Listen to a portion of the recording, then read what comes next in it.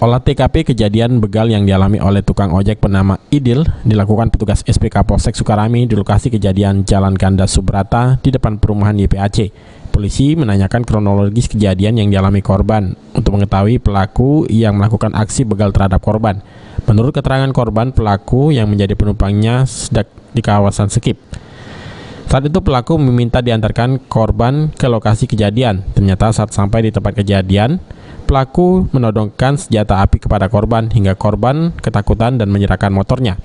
Atas kejadian tersebut, korban saat itu hanya bisa pasrah karena motornya dirampas pelaku. Lewat, kadang galak mangkal, kadang lewat. Ojek, yo. Dewe anong duo? Dewan. Terus Dia minta sini. sudah ini Motor Royong. Motor Royong Kamu sudah. lewat jalan mana tadi? Oh, jalan depan. Jalan depan, oh jalan besar. Yo, Berapa lo minta antar? Sampai kejadian di sini jam mana? 20. 20.000. Tidak kejadian orang sampai jual nodong tadi. Jangan semua senjata. Kan posisi berjalan lagi. Iyo, Pak tak turun itu semua senjata. Aku takut, Pak.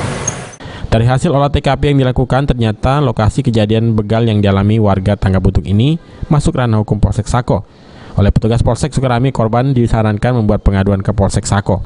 Firman Hidayat, PAL TV.